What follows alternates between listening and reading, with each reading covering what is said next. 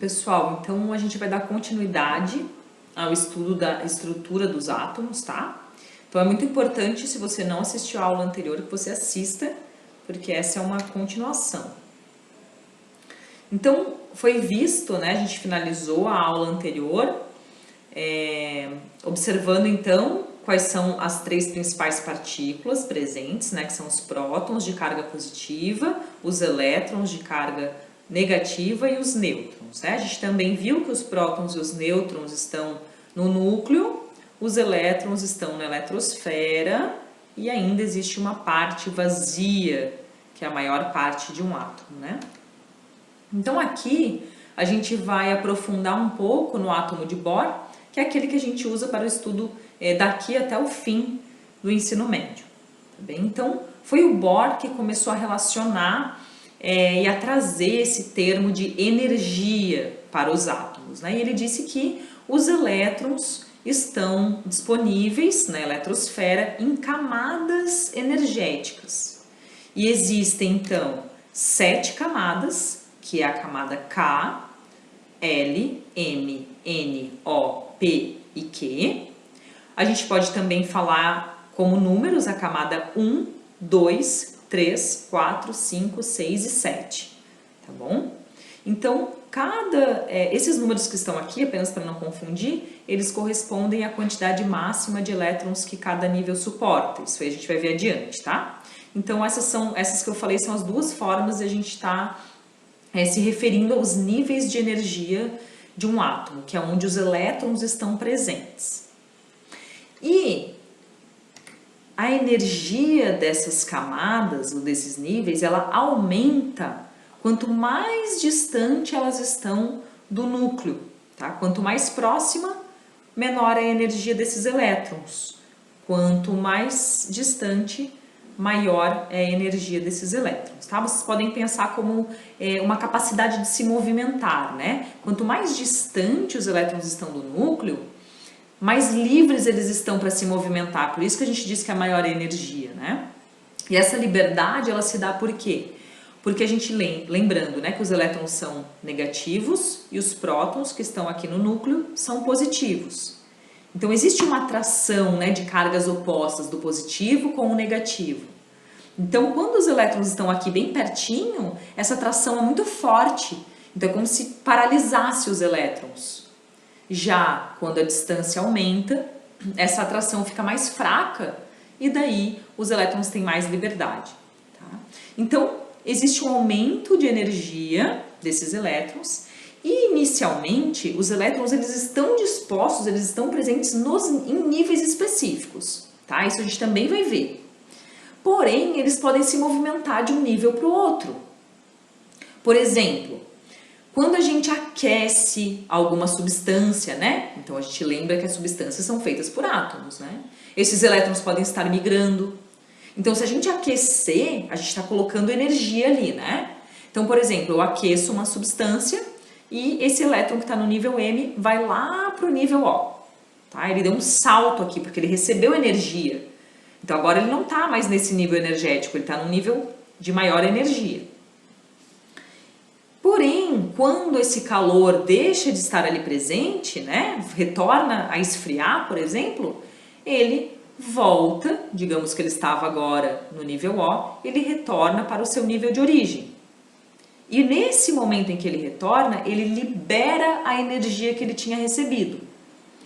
Um exemplo muito comum, né, de a gente trazer aqui nesse momento são os fogos de artifício.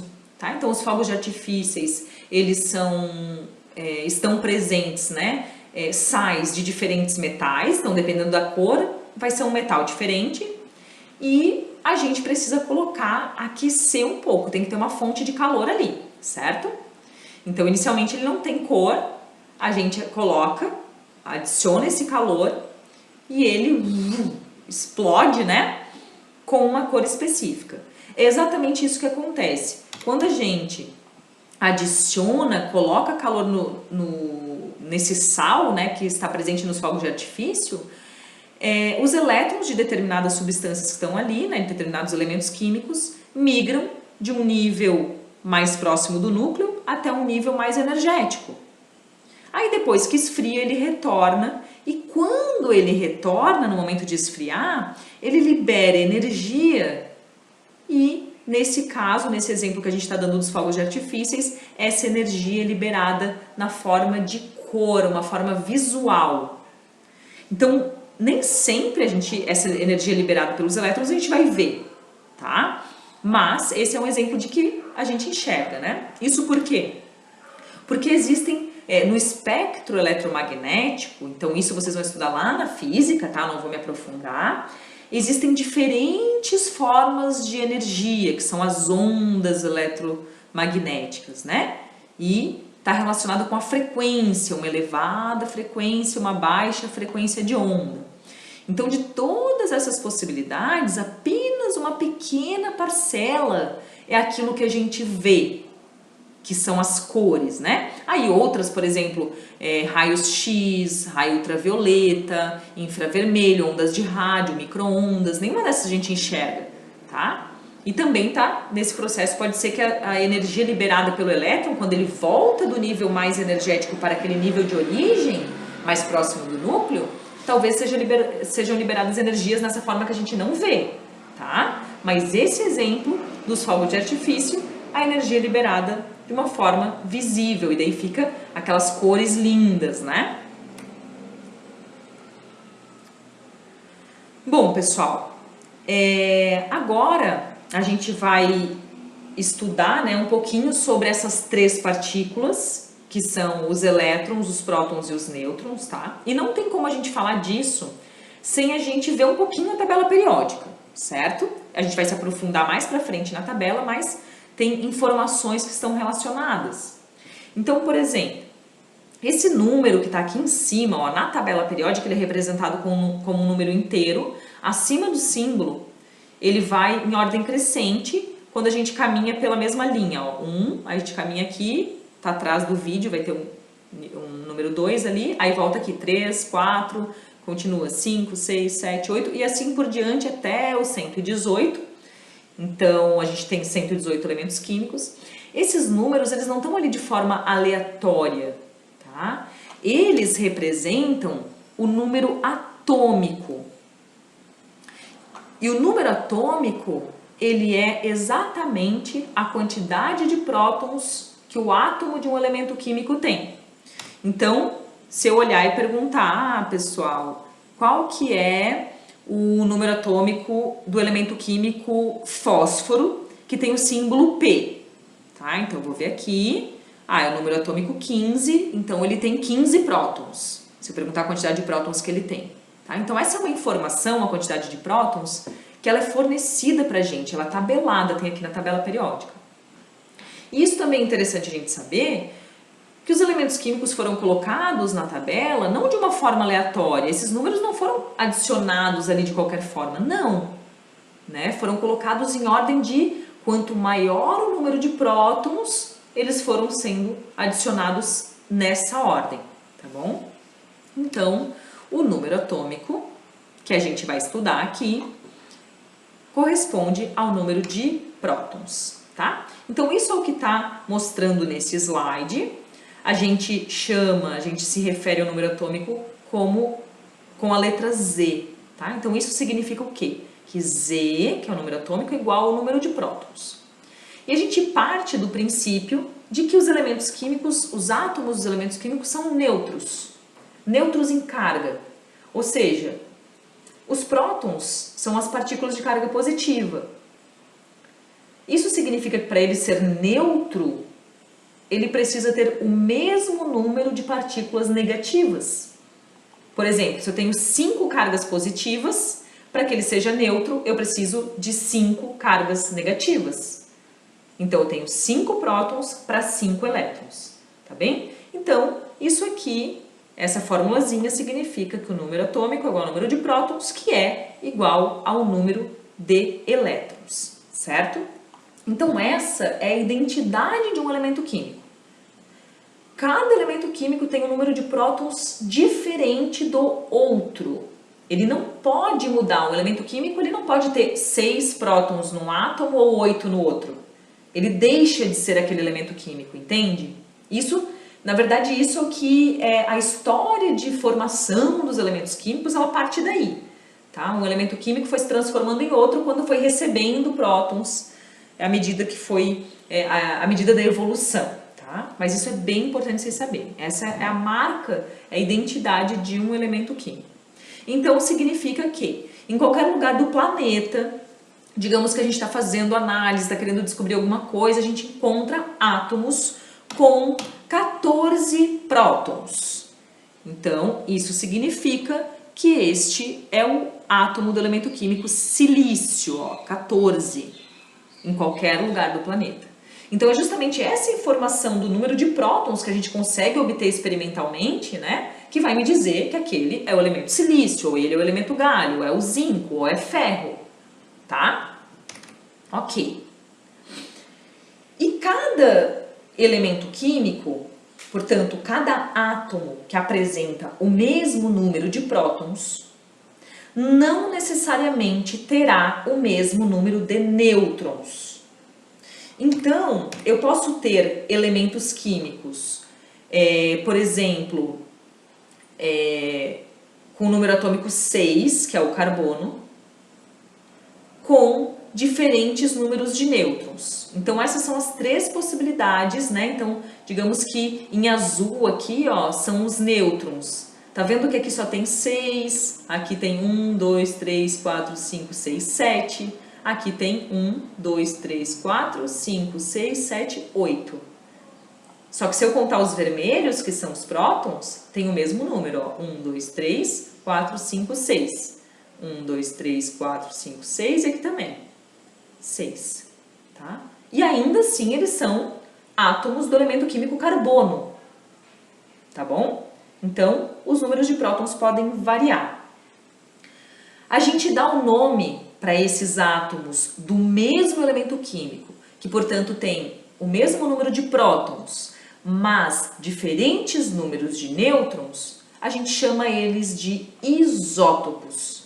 Iso igual, topos, o P simboliza prótons. Então, isótopos, mesmo número de prótons, mas diferentes números de nêutrons, quantidades de nêutrons, tá bem? E aí, vem mais uma continha, que agora depois a gente vai fazer exercícios para aprender, que além do número atômico, então, que fornece o número de prótons, existe o número de massa, que a gente representa por A, tá? O A, ele é a quantidade de prótons mais a quantidade de nêutrons. Então, aqui, ó, nesses isótopos, por exemplo, vamos olhar os isótopos desse carbono, né? Eles têm, prótons são 6, que tá aqui, tudo iguais, ó, que é igual ao número atômico, se a gente for ver lá na tabela periódica. E aqui tá o número de massa dele, ó. Esse tem o número de massa 12, esse 13, esse 14. O 12 é o quê? O número de prótons, que é 6, mais o número de nêutrons, que é 6 também. 6 com 6 dá 12. Esse aqui a gente tinha visto que tem 7 nêutrons, bolinhas azuis. Então, fica 6 prótons mais 7, 13. Tá bem? E aqui são 6 ainda prótons, mais a gente contou 8 nêutrons. 6 mais 8, tá aqui o número de massa, 14.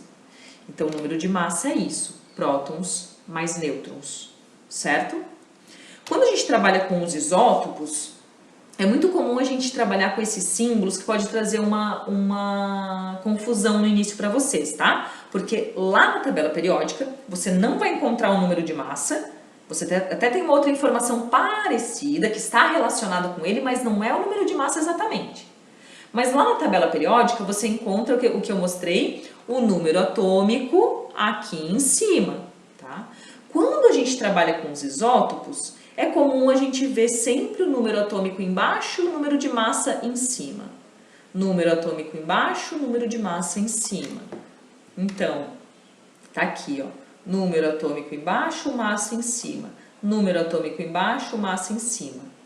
Então, olha só o polônio, né, que tem o símbolo PO. Quantos isótopos existem na natureza do polônio? Só que cada isótopo, existe numa abundância diferente na natureza. Então, por exemplo, dos isótopos de carbono, imagina, carbono, quando a gente estudar química orgânica vocês vão ver melhor, mas existe em muita abundância, né? O mais comum é esse de massa 12, a gente chama de carbono 12, tá? Mas esse outro, de número de massa 14, ele, embora não seja muito abundante, ele é muito importante para uma coisa. Talvez você já tenha ouvido falar nas datações de fósseis, né? Quando fala que foi encontrado um fóssil de não sei quantos milhões de anos, né? Ou milhares, enfim.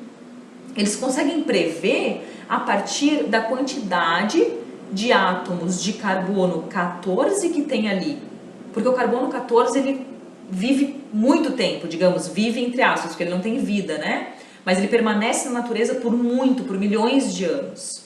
Já o carbono 12 não, ele se degrada.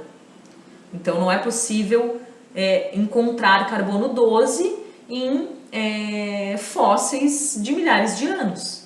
Tá bom? Então não quer dizer que quanto mais abundante, mais importante. Então daí, quando eles levam em consideração o isótopo, né, que tem número de massa específico, e a sua abundância na natureza, então no caso do urânio, esse isótopo tem essa abundância na natureza, ó, quase nada, né, mas tem. Tem o urânio 235, que tem 0,72% na natureza, o urânio 238, que é o mais abundante. Quando eles levam em consideração a abundância e o número de massa, então aqui não é para vocês aprenderem a calcular isso, aqui é só para mostrar, tá? Então, por exemplo, o neônio, né? Número de massa 20, 21 e 22. Aí tá aqui a abundância na natureza.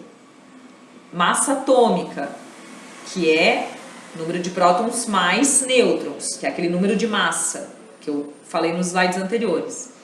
Quando leva em consideração a massa atômica, o número de massa e a abundância, ó, e faz uma média ponderada, é encontrado um novo valor que se chama a massa mesmo, né? A massa do elemento químico que vai estar presente, a massa atômica, né? Que vai estar presente na tabela periódica, que serão esses números aqui de baixo, tá bom? Esses números aqui de baixo a gente não vai estar estudando aqui, só estou querendo mostrar para vocês qual que é a diferença disso aqui que a gente vai estar estudando agora, que é o número de massa, para essa massa atômica que tem na tabela periódica, tá? Então, o que a gente vai dar ênfase agora é a calcular, obter qual que é o número de prótons, número de nêutrons de um elemento, sabendo qual que é o número de massas, sabendo qual que é o seu número atômico, tá bom? É isso que a gente vai estar fazendo. Então, vamos lá, olha só. A gente precisa ter em mente esses dois conhecimentos aqui, que são aquelas formulazinhas que estavam no slide anterior. Opa. Então, aqui tem como se fosse 5 exercícios, são 5 átomos diferentes, A, D, E, G e J. Número atômico Z. Então, essa coluna aqui é o número atômico de cada um deles. Quantidade de prótons está nessa coluna, de nêutrons e número de massa. Então, vamos lá. A gente tem que fazer um de cada vez, tá? Então, vamos ver para o átomo A. O átomo A informação que eu tenho é a quantidade de prótons e a quantidade de nêutrons. Então, se ele tem a quantidade de prótons 83, olha lá, 83, significa que o número atômico dele é 83. Tá? Espera aí. Só um pouquinho aqui. Isso, aqui, ó. Tá? Então, significa que Z é 83 também. Então, tem que completar Z igual a 83. Aí, tá faltando o número de massa para completar essa primeira linha, esse primeiro átomo A. Massa, tá aqui, é o número de nêutrons mais prótons. Aí eu calculo, ó, nêutrons, que é 126, mais número de prótons. Então, 209 é o número de massa. Tá? Então, tem que completar 83, 209. Aqui, existem outras formas. Vamos ver o D, né? O D Também, ele tem o número de prótons, então o número de prótons 55, o número atômico dele também vai ser 55. Agora, ele não me dá o número de nêutrons, mas a gente tem o número de massa. Então, a gente precisa usar para nêutrons e número de massa, a gente usa essa formulazinha aqui, ó, tá? Então, vamos lá. A é 133. Ó, tô usando essa formulazinha aqui de baixo. A igual a N mais P. A 133 é igual a N, que eu não sei e quero saber, mais 55, que é o número de prótons. Só tô substituindo. Jogo 55 para lá, deixo a variável sozinha, ó. Fica 133 menos 55. Portanto, o número de nêutrons do átomo D é 78. E assim, vocês vão completar os demais, tá? Vão fazer para o E, para o átomo G e para o átomo J, considerando os mesmos raciocínios. Depois que você completar a sua tabela, você vai responder quais são isótopos entre si. Aí você vai olhar quais os átomos A, D, E, G e J que apresentam o mesmo número de prótons. Então, eles serão isótopos, certo? E aqui também é uma mesma tabela, ela só está disposta de forma diferente. Vocês também vão precisar fazer a mesma coisa. Agora você tem só 2 elementos químicos aqui, ó, tá bom? E você vai também completar essa tabela. Ah, para o elemento X, agora você vai ter que olhar para cá. O elemento X, ele tem número atômico 13 e tem também número de massa 27. Tá? Então, ele tem número atômico 13 e número de massa 27. Tem o valor de Z e o valor de A. Aí, com isso, você consegue encontrar a quantidade de prótons, a quantidade de nêutrons e a quantidade de elétrons também. Lembrando que a gente parte de que são átomos neutros e, portanto, a quantidade de elétrons e de prótons é a mesma, certo?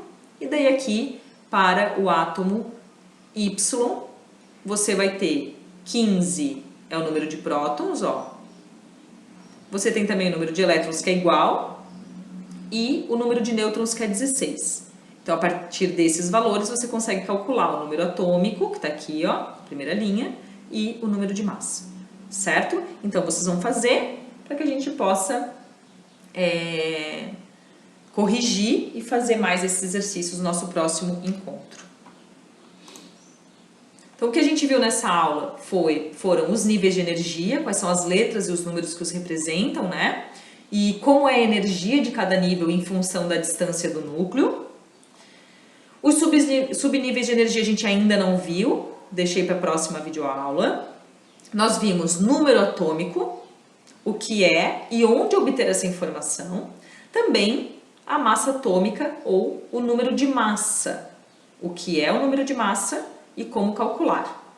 E vimos também o que são os isótopos, certo? Então aqui a gente finaliza essa videoaula e a gente se encontra para resolver esses exercícios, corrigir esses exercícios e fazer novos exercícios sobre esse tema.